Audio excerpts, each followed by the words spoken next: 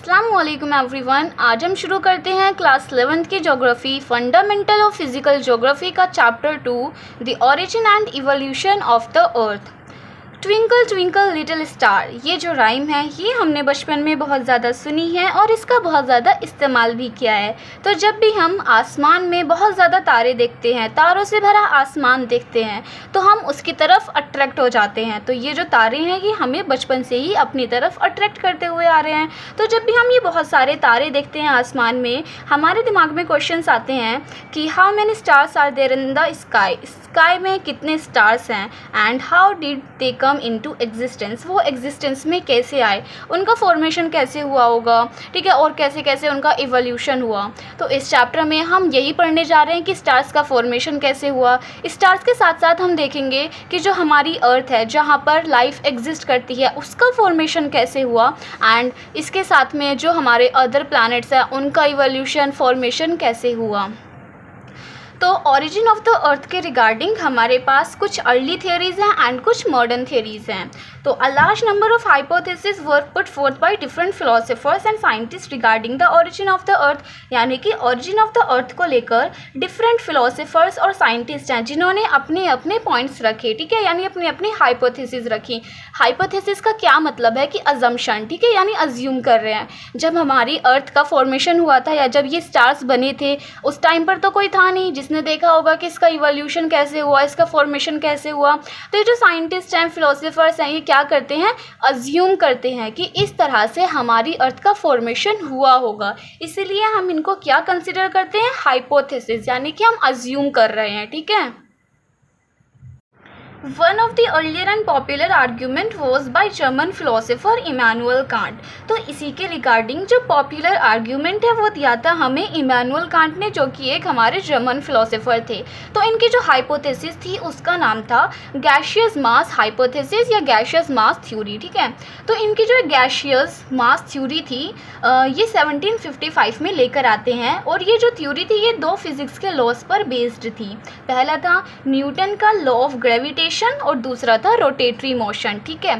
तो इसमें ये क्या कहते हैं, ये बोलते हैं कि एक ना प्रीमोडियल मैटर है, ठीक है, सुपर नेचुरल प्रीमोडियल मैटर है। प्रीमोडियल का क्या मतलब है, प्री यानी कि पहले से ही वो एग्जिस्ट करता है, ठीक है, और ये बहुत ज़्यादा कोल्ड है यानी ठंडा है, सॉलिड है, शेपलेस है, मोशनलेस है, ठीक है, ना तो वो मोशन कर रहा है और ना ही उसका कोई शेप है कि रेक्टेंगुलर है, ट्राइंगल है, कुछ भी, ठीक है, वो शेपलेस है, मोशनलेस है, कोल्ड है और सॉलिड है। तो आगे ये कहते हैं कि जो सुपर नेचुरल प्रीमोडियल मैटर था ये मतलब क्या है, नेबुला है। नेबुला का क्या मतलब होता है कि क्लाउड ऑफ गैसेज और डस्ट, ठीक है, एक क्लाउड लाइक स्ट्रक्चर है जिसके अंदर गैसेज, बहुत ज़्यादा गैसेज हैं, ठीक है, और डस्ट पार्टिकल्स वगैरह हैं, तो उसका एक क्लाउड बना हुआ है।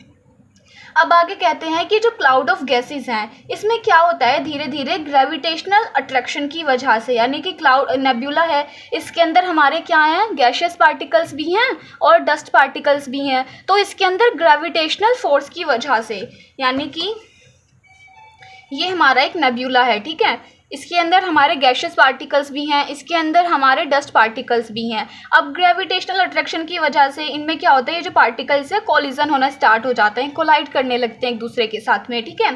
फिर कोलिजन ये जो होता है ना रोटेटरी मोशन में होता है, ये जो कोलिजन बता रहे हैं ये बोलते हैं ना कि रोटेटरी मोशन में कोलिजन होने लगता है इसमें, और कोलिजन होने के टाइम पे इसमें दो तरह के फोर्स काम करते हैं। एक होता है सेंट्रीपीटल फोर्स, और एक होता है सेंट्रीफ्यूगल फोर्स। सेंट्रीपीटल फोर्स क्या होता है, जो अंदर की तरफ वर्क करता है, ठीक है।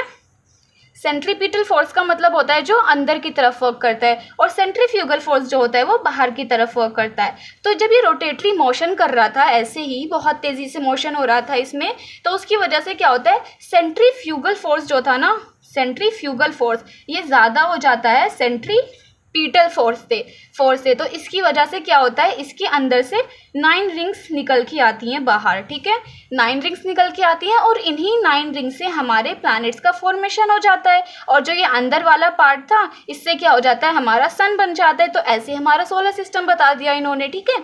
ये कौन कहते हैं, इमैनुअल कांट, अपनी कौन सी थ्योरी में, गैशियस मास हाइपोथेसिस, गैशियस मास थ्योरी, ठीक है, इनकी थ्योरी थी इमैनुअल कांट की, सिंपली।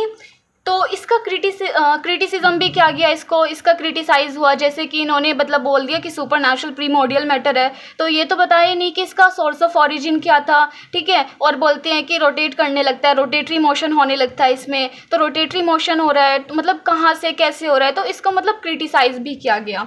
फिर इसके बाद में क्या होता है, मैथमेटिशियन लेप्लास रिवाइज करते हैं इसी को 1796 में। तो जो हमारे इमैनुअल कांत अपनी हाइपोथेसिस देते हैं गैसियस मास थ्योरी, इसी को बाद में रिवाइज कर देते हैं इसमें कुछ चेंजेस लाकर, और ये हमारी दूसरी थ्योरी को पेश कर देते हैं जिसका नाम था नेबुलर हाइपोथेसिस, ठीक है। लेप्लास जो है वो न्यू थ्योरी लेके आते हैं नेबुलर हाइपोथेसिस। तो नेबुलर हाइपोथेसिस में लेप्लास क्या कहते हैं, ये कहते हैं कि जो हमारा सुपरनैचुरल प्रीमोर्डियल मैटर था ना, वो ठंडा नहीं था, ठीक है, वो गर्म था, यानी कि कोल्ड नहीं था, हॉट था। और कांत क्या कहते हैं, इमैनुअल कांट कहते हैं कि मोशनलेस था, ये कह देते हैं कि मोशन था, वो पहले से ही रोटेटरी मोशन कर रहा था, ठीक है। तो ये दो तीन चीज़ें कुछ चेंज करके एक न्यू थ्योरी को ले आते हैं। अब आगे ये कहते हैं कि रोटेटरी मोशन कर रहा है ये, तो अब ये बोल देते हैं पहले से ही ये हॉट है। तो हॉट होने की वजह से क्या होता है, यानी कि इन्होंने कहा ये सुपरनैचुरल प्रीमोर्डियल मैटर है हमारे पास में।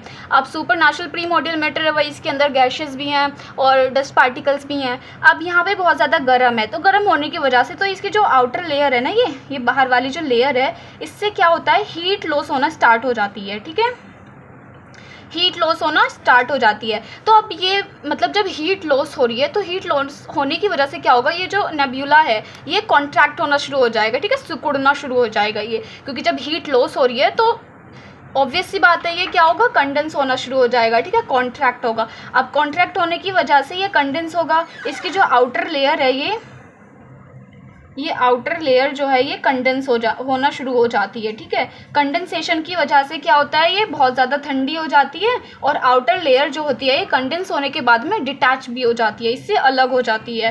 फिर डिटैच होने के बाद में एक रिंग निकल के आती है, और इस एक रिंग से हमारे 9 प्लैनेट्स का फॉर्मेशन हो जाता है, और जो अंदर वाला पार्ट था वो हमारा सन हो जाता है, ठीक है। सिंपल इनकी ये वाली थ्योरी थी। इन्होंने बस कुछ चेंजेस क्या करे, लेप्लास ने कहा अपनी नेबुलर हाइपोथेसिस में कि जो हमारा सुपरनैचुरल प्रीमोर्डियल मैटर था ये हॉट था, ठीक है। हॉट होने की वजह से इसमें हीट लॉस होने लगती है, और आउटर लेयर जो थी वो कंडेंस होती है धीरे धीरे, जैसे जैसे टाइम पास होता है ये हमारी कंडेंस होती है, कंडेंस होने की वजह से डिटैच हो जाती है, और एक रिंग बनती है, एक रिंग से हमारे 9 प्लैनेट्स बनते हैं, और बाकी का जो पोर्शन था वो हमारा सन बन जाता है। इस तरह से हमारा सोलर सिस्टम क्रिएट हो गया, ठीक है।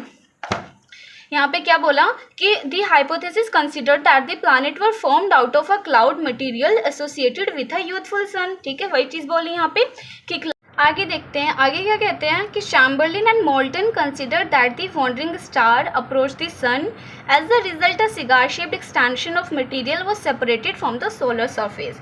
तो यहाँ पे हमने बात करी इमैनुअल कांत की नेबुलर हाइपोथेसिस की। अब यहाँ पे चैम्बरलिन और मोल्टन है वो एक अलग थ्योरी लेके आते हैं, ठीक है। इनकी थ्योरी का क्या नाम था, प्लैनेटेसिमल हाइपोथेसिस। तो इसमें ये कहते हैं कि एक हमारे पास में प्रोटोसन था और एक हमारे पास में इंट्रूडिंग स्टार था, ठीक है। इसको मैं एक बार समझाती हूँ। ये कहते हैं कि एक इनके पास में प्रोटोसन है, ठीक है, और एक इनके पास में इंट्रूडिंग स्टार है। अब ये जो इंट्रूडिंग स्टार है ना, ये प्रोटोसन से बड़ा है, ठीक है, इसका साइज़ जो है वो बड़ा है। अब साइज़ बड़ा है इसका, तो इसमें ग्रेविटेशनल फोर्स भी ज़्यादा होगा, ठीक है, ग्रेविटेशनल फोर्स जो है वो भी इसका ज़्यादा होगा। ये हैवियर भी है, प्रोटोसन से ये जो इंट्रूडिंग स्टार है बड़ा है, ग्रेविटेशनल फोर्स है क्योंकि ये हैवी भी है इससे, ठीक है। अब ये क्या करता है, इंट्रूडिंग स्टार जो था ना ये ऐसे ही रैंडमली मूव कर रहा था, ये रैंडमली मूव कर रहा था हमारे यूनिवर्स में, ऐसे ही कहीं भी ये घूम रहा था, ठीक है। अब इंट्रूडिंग स्टार एक टाइम ऐसा आता है कि ये हमारे प्रोटोसन के पास से गुजरता है, ठीक है, ये मूव कर रहा था। तो ये जब प्रोटोसन के पास आएगा, इसका यहाँ पे ग्रेविटेशनल फोर्स ज़्यादा है, तो इसमें से प्रोटोसन में से कुछ पार्ट को ये क्या करेगा, अट्रैक्ट कर लेगा, क्योंकि इसका ग्रेविटेशनल फोर्स ज़्यादा है तो प्रोटोसन से कुछ पार्ट को ये खींच लेगा अपनी तरफ, ठीक है। तो खींचेगा, यानी कि अब ये यहाँ पर है तो यहाँ से इसने कुछ पार्ट को खींच लिया। अब ये ज़रूरी नहीं ना कि एक ही स्टेज पर हो। अब यहाँ पे हमारा प्रोटोसन है, कभी यहाँ हो सकता है कि इंट्रूडिंग स्टार यहाँ पे था, फिर यहाँ पे था, फिर यहाँ पे था, ठीक है। तो इस तरह से मतलब अलग अलग स्टेजेस में था ये। तो जब यहाँ पे होगा हमें दिख रहा है तो यहाँ पे इसका मतलब डिस्टेंस ज़्यादा है तो कम ग्रेविटेशनल फोर्स लगेगा, तो यहाँ पे इसने इतने साइज़ के पार्ट को आप इससे खींचा, ठीक है। फिर जब यहाँ पे आया तो थोड़ा पास है तो थोड़ा बड़ा कर ले, यहाँ पे आया और ज़्यादा पास आ गया तो थोड़ा और ज़्यादा बड़ा कर लेगा, फिर यहाँ पे फिर दूर हो गए, यहाँ पे और ज़्यादा दूर हो गया, यहाँ पे और ज़्यादा दूर हो गया। यानी कि जब पास में है, यहाँ पे पास में है तो ग्रेविटेशन फोर्स ज़्यादा लग रहा है तो ज़्यादा मैटर को इसने अट्रैक्ट कर लिया। यहाँ पे दूर था तो थोड़ा सा ग्रेविटेशनल फोर्स कम लग रहा था, थोड़े कम पार्ट को इसने एक्सट्रैक्ट किया। यहाँ पे थोड़ा सा ज़्यादा हो रहा था, यहाँ पे और ज़्यादा हो गया, फिर यहाँ पे थोड़ा ज़्यादा हो गया, यहाँ पे कम हो गया। ऐसे ऐसे करके एक सिगार शेप्ड मटेरियल को ना ये अपने प्रोटोसन में से डिटैच कर लेता है, ठीक है। यानी कि इस तरह से एक मटेरियल को डिटैच कर लेता है, यानी कि यहाँ पे साइज़ बड़ा है, यहाँ पे थोड़ा छोटा, इस तरह से, ठीक है। इस तरह से मटेरियल को एक्सट्रैक्ट कर ले, समझ में आया ना। यानी कि इंट्रूडिंग स्टार जब इस स्टेज पे होगा तो यहाँ पर इसका ग्रेविटेशनल फोर्स कम लग रहा है, ठीक है, दूर है ये, तो छोटे मटेरियल को इसने इससे अट्रैक्ट कर लिया। यहाँ पे थोड़ा सा पास आया, इसकी डिस्टेंस थोड़ी सी कम है इन दोनों के बीच में, तो ग्रेविटेशनल फोर्स ज़्यादा लगेगा, तो यानी थोड़े से इससे थोड़ा साइज़ बड़ा इसका इसने अट्रैक्ट कर लिया। फिर यहाँ पे थोड़ा सा और बड़ा, क्योंकि यहाँ पे इनकी डिस्टेंस जो है वो कम है। इसका मतलब है कि जैसे जैसे इंट्रूडिंग स्टार हमारे प्रोटोसन के पास आएगा, ग्रेविटेशनल फोर्स ज़्यादा वर्क करेगा तो वो उसके अंदर से ज़्यादा मटेरियल को अपनी तरफ एक्सट्रैक्ट कर लेगा। तो इसी कारण क्या होता है, ये एक सिगार शेप्ड मटेरियल को एक्सट्रैक्ट कर लेता है, किससे, प्रोटोसन से। कौन कर रहा है, इंट्रूडिंग स्टार। क्यों, क्योंकि इंट्रूडिंग स्टार का ग्रेविटेशनल फोर्स ज़्यादा है, क्योंकि ये हैवियर है देन प्रोटोसन, ठीक है। यहाँ तक समझ में आया। तो वहीं यहाँ पे बोल रहे हैं चैम्बरलिन मोल्टन कंसीडर करते हैं एक वॉन्डरिंग स्टार है। वॉन्डरिंग स्टार कौन सा, हमारा वही इंट्रूडिंग स्टार जो ऐसे ही रैंडमली मूव कर रहा है यूनिवर्स में। अब ये अप्रोच द सन यानी कि प्रोटोसन के ये पास में पहुंचता है, ठीक है। एज अ रिजल्ट क्या मिलता है इसका, एक cigar shaped extension of material वो separated from the solar surface. तो ये जो सोलर सरफेस थी इससे क्या होता है, एक सिगार शेप्ड मटेरियल एक्सट्रैक्ट हो जाता है, ठीक है, निकल जाता है, इससे सेपरेट हो जाता है। As the passing star moved away, the material separated from the solar surface continue to revolve around the sun। अब धीरे धीरे जैसे जैसे टाइम बीतता है तो क्या होता है, ये जो सिगार शेप्ड मटेरियल ये एक्सट्रैक्ट करा प्रोटोसन से, किसने, इंट्रूडिंग स्टार ने। अब ये जो मटेरियल है ना ये क्या करेगा, प्रोटोसन के चारों तरफ घूमना शुरू कर देगा, ठीक है, चारों तरफ घूमना शुरू कर देता है ये। फिर धीरे धीरे कंडेंस होगा, जो भी प्रोसेस होगी ये हमारे प्लैनेट्स बन जाएंगे, ठीक है, ये इनकी थ्योरी थी। फिर आगे बोल रहे हैं ना यहाँ पे, it slowly condensed into planets. And जो ये सिगार शेप्ड मटेरियल था जो हमारे सन के चारों तरफ घूमना शुरू कर देता है, धीरे धीरे वो क्या होगा, कंडेंस होगा। कंडेंसेशन के बाद में वो हमारे प्लैनेट्स बन जाएंगे और ये हमारा सोलर सिस्टम, ठीक है। अब आगे ये sir James Jeans and later sir Harold Jeffreys supported this argument. फिर बाद में सर जेम्स जीन्स और सर हैरोल्ड जेफरी जो है इस आर्ग्यूमेंट को सपोर्ट करते हैं।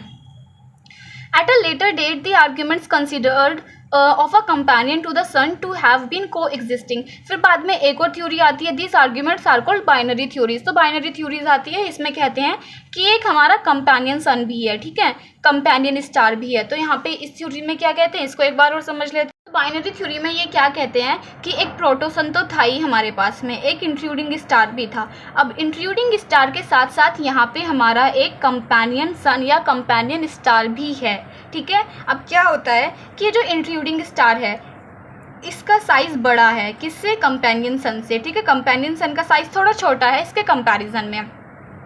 अब इंट्रूडिंग स्टार ये हमारा मूव कर रहा है क्लॉकवाइज, ठीक है, क्लॉकवाइज यानी कि ये ऐसे मूव कर रहा है, और ये जो हमारा कंपेनियन सन है ये मूव कर रहा है हमारा एंटी क्लॉकवाइज, ठीक है, ये उल्टा मूव कर रहा है, ये ऐसे मूव कर रहा है और ये ऐसे मूव कर रहा है, ठीक है, ये क्लॉकवाइज और ये एंटी क्लॉकवाइज। तो दोनों इस तरह से मूव कर रहे हैं, इसका साइज़ बड़ा है, इसका साइज़ छोटा है, तो इसका ग्रेविटेशनल फोर्स भी ज़्यादा है, ठीक है, इसका ग्रेविटेशनल फोर्स ज़्यादा है क्योंकि ये हैवियर है, इससे जब साइज़ बड़ा है तो ये हैवी है, तो ग्रेविटेशनल फोर्स ज़्यादा है।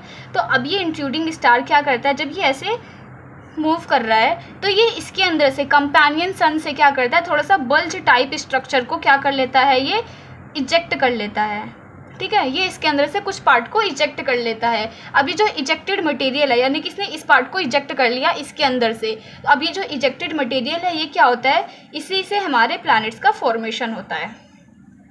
इजेक्टेड मटेरियल फिर ये धीरे धीरे हमारा क्या करेगा, प्रोटोसन के पास में घूमना शुरू कर देगा और इसी से कंडेंसेशन के बाद में जो भी हमारे प्लैनेट्स का फॉर्मेशन हो जाएगा, सिंपल, ठीक है।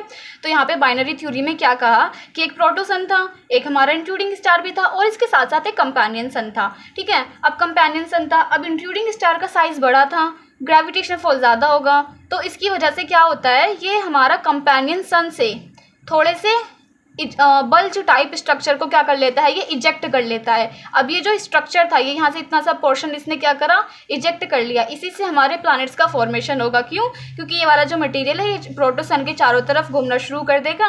धीरे धीरे कंडेंसेशन प्रोसेस की वजह से हमारे प्लैनेट्स का फॉर्मेशन हो जाएगा। इसको भी क्रिटिसाइज किया गया, यानी जितने भी हाइपोथेसिस है सबको कुछ ना कुछ क्रिटिसिज्म था ही। यहाँ पे इन्होंने फिर बोला कि जो इंट्रूडिंग स्टार था वो कहाँ गया, ये जो कंपेनियन सन था ये कहाँ गया, ठीक है। यानी थोड़ा सा इसने इसका जो पोर्शन था वो इजेक्ट कर लिया, लेकिन बाकी का जो कंपेनियन स्टार जो था, कंपेनियन सन था, वो कहाँ गया। तो इनको इसी बेसिस पर क्रिटिसिज्म भी किया गया, ठीक है। आगे देखते हैं। In 1950, Otto Schmidt in Russia and Carl Wizasker in Germany somewhat revised the nebular hypothesis, ठीक है। 1950 में ऑटो श्मिट और कार्ल विजास्कर ये दोनों क्या करते हैं, नेबुलर हाइपोथेसिस को रिवाइज करते हैं। अब नेबुलर हाइपोथेसिस किसने दी थी हमें, ये दी थी हमें लैप्लास ने, ठीक है। तो नेबुलर हाइपोथेसिस को रिवाइज करते हैं, लेकिन थोड़ी अलग डिटेल्स थी उसकी, ठीक है। तो इसमें क्या कहते हैं, इसको एक बार समझ लेते हैं। ये कहते हैं कि consider that the sun was surrounded by solar nebula containing mostly the hydrogen and helium along with what may be termed as dust, ठीक है।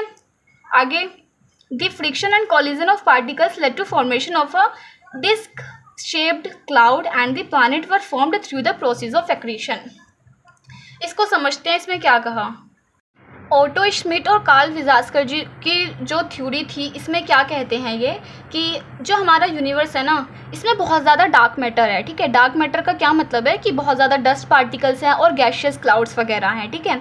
अभी जो डार्क मैटर इन्होंने कहा, इसका मतलब इन्हें ओरिजिन नहीं पता, ओरिजिन हमें नहीं पता, इसका ओरिजिन ये डार्क मैटर कहाँ से आया, ठीक है। इसको हम हाइपोथेटिकली मानते हैं, ठीक है। इसको हम देख भी नहीं सकते आंखों से। तो जो डार्क मैटर है, इसके अंदर डस्ट पार्टिकल्स और गैशियस क्लाउड्स वगैरह है। तो 80 से 85% जो यूनिवर्स है ना, वो हमारा इसी डार्क मैटर से बना है, ठीक है।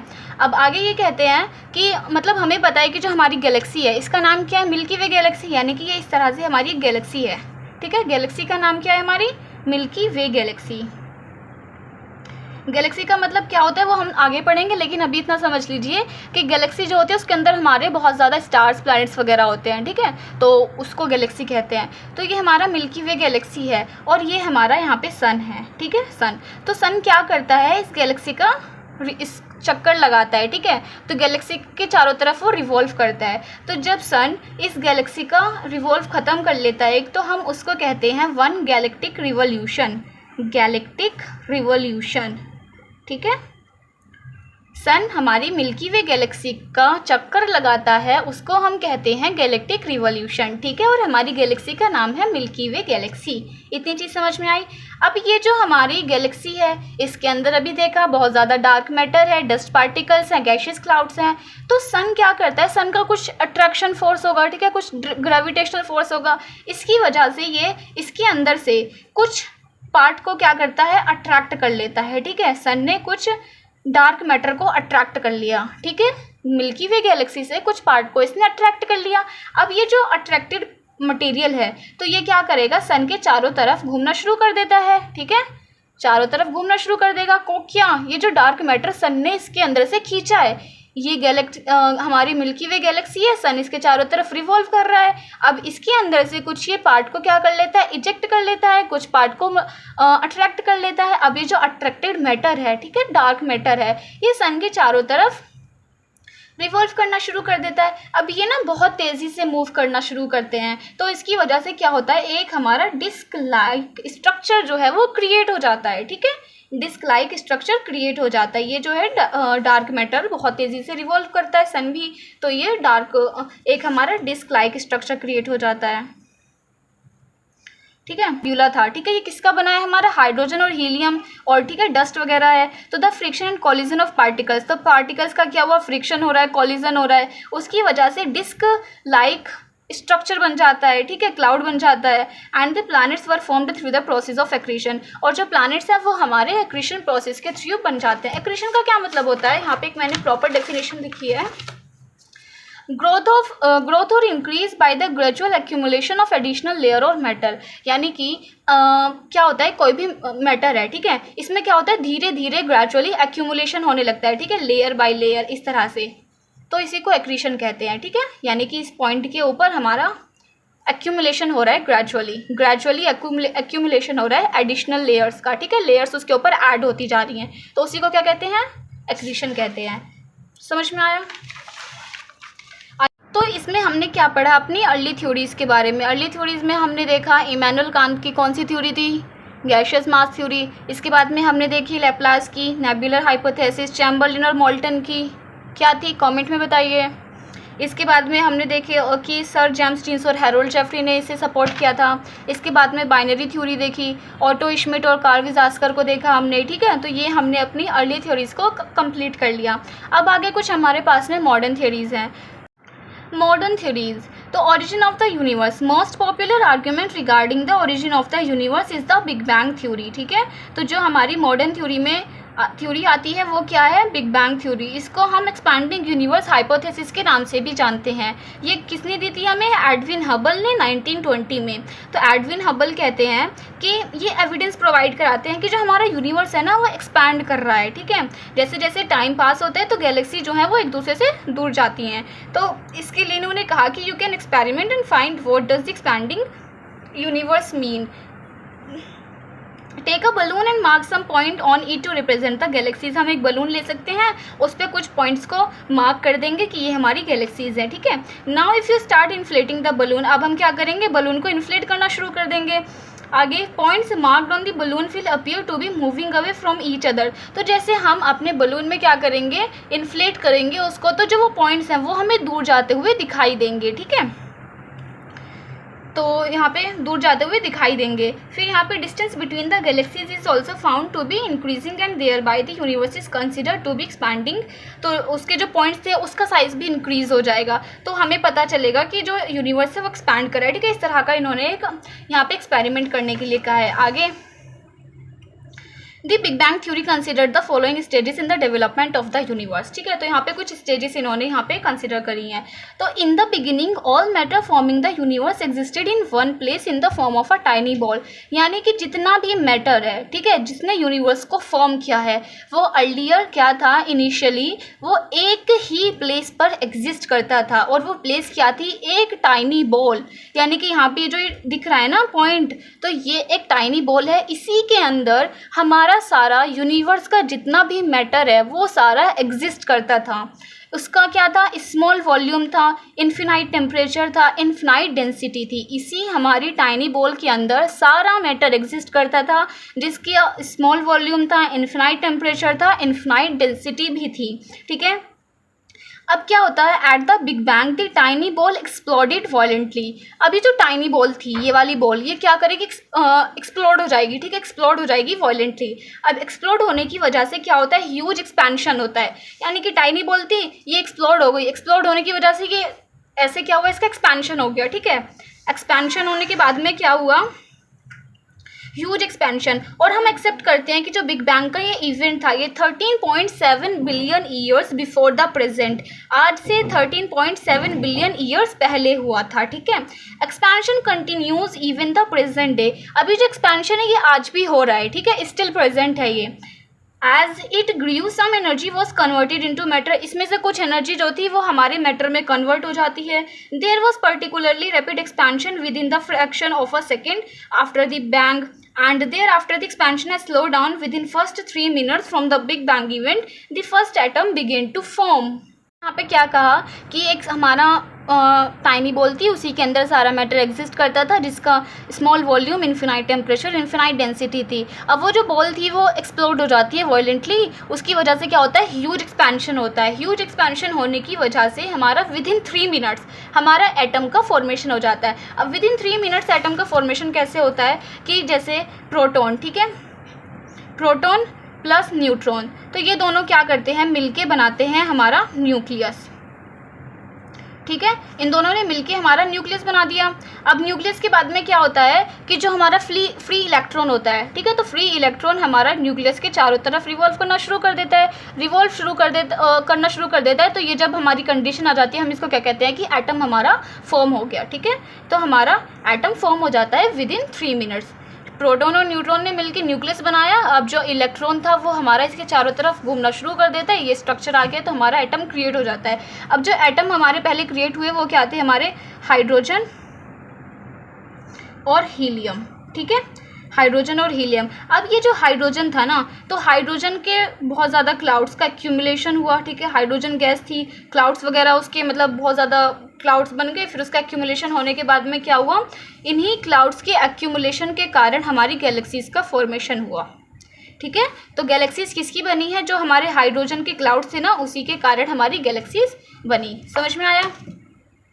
आगे विद इन ये फर्स्ट एटम हमारा बन गया। अब within 3 lakh years from the big bang temperature dropped to 4500 kelvin and gave rise to atomic matter, the universe became transparent.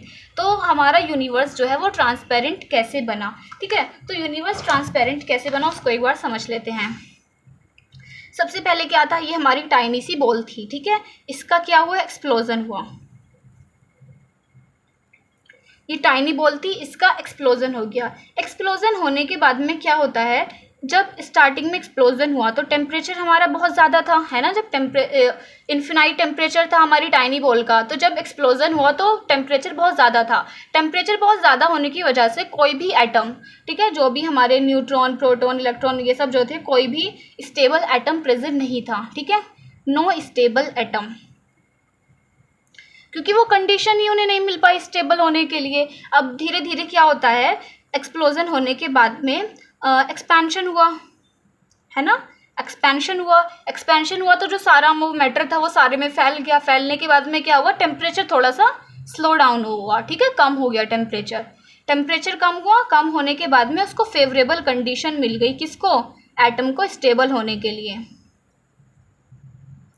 Favourable conditions मिली, तो हमारे जो एटम थे अब वो स्टेबल हो जाते हैं, स्टेबल हो गए। ठीक है, अभी यहाँ पे हमने देखा जब हमारा टाइनी बॉल एक्सप्लोड हुआ था तो टेम्परेचर बहुत ज़्यादा था, तो कोई भी स्टेबल एटम नहीं था। तो स्टेबल एटम ना होने की वजह से क्या होता है कि जो हमारा ये इलेक्ट्रॉन था, ये इलेक्ट्रॉन बार बार हमारा फोटोन के साथ में कोलाइड कर रहा था।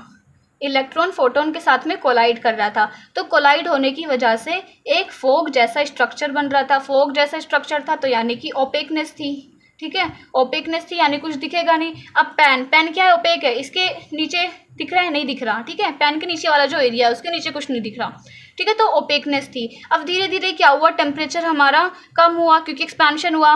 ठीक है, पहले टेम्परेचर इतनी सी बॉल में एग्जिस्ट करता था तो ऑब्वियस सी बात है बहुत ज़्यादा था। अब ये एक्सप्लोजन होने के बाद में एक्सपेंशन कैसे हुआ, इतनी सी बॉल जो थी अब वो बहुत सारे एरिया में फैल गई। ठीक है, तो टेम्परेचर जो था वो कम हो जाएगा। कम होने की वजह से फेवरेबल कंडीशन मिल गई स्टेबल होने के लिए एटम को। ठीक है, अब फिर वही जब हमारा एटम बन गया तो अब प्रोटॉन प्लस न्यूट्रॉन ने मिलके हमारा क्या बनाया, न्यूक्लियस बनाया। अब न्यूक्लियस बनने के बाद में इलेक्ट्रॉन जो था वो इसके चारों तरफ घूमने लगा, तो उसी की वजह से हमारा एटम बन गया। अब जब इलेक्ट्रॉन न्यूक्लियस के चारों तरफ घूमेगा तो इलेक्ट्रॉन अब तो हमारा फोटोन के साथ में कोलाइड नहीं करेगा। तो जब यहाँ पे ये हमारा कोलाइड नहीं करेगा तो ओपेकनेस जो थी वो भी ख़त्म हो जाएगी। ठीक है, अब जब इलेक्ट्रॉन हमारा यहाँ पे आगे यहाँ पे कोलाइड नहीं कर रहा तो ये ओपेकनेस ख़त्म हो गई। तो धीरे धीरे इसी वजह से हमारा जो यूनिवर्स था वो ट्रांसपेरेंट बनना शुरू हो गया। ठीक है, expansion of universe means increase in space between the galaxies. Expansion of universe का क्या मतलब है कि जो हमारी गैलेक्सीज है उनके बीच का जो स्पेस है वो भी बढ़ रहा है। ठीक है, यानी कि ये हमारी एक गैलेक्सी है, दूसरी गैलेक्सी, तो यहाँ पे इनका डिस्टेंस कम है। ये वाली गैलेक्सी गैलेक्सी तो बड़ी हो ही रही है, इनके बीच का जो डिस्टेंस है वो भी हमारा बढ़ रहा है। ठीक है, यहाँ पे गैलेक्सी का साइज छोटा है, यहाँ पे थोड़ा बड़ा हो गया, यहाँ पे इन दोनों के बीच का डिस्टेंस कम है, यहाँ पे ज़्यादा हो गया। ठीक है, an alternative to this was Hoyle's concept of steady state. इसका ऑल्टरनेटिव यहाँ पे है स्टेडी स्टेट। तो इनका जो हॉयल्स का कॉन्सेप्ट है इसमें ये कहते हैं कि जो यूनिवर्स टू बी रफली the same at any point of time, universe जो था वो स्टार्टिंग से एंड तक यानी कि at any point of time same ही था, ठीक है, लेकिन इसको ज़्यादा कंसिडर नहीं किया जाता है।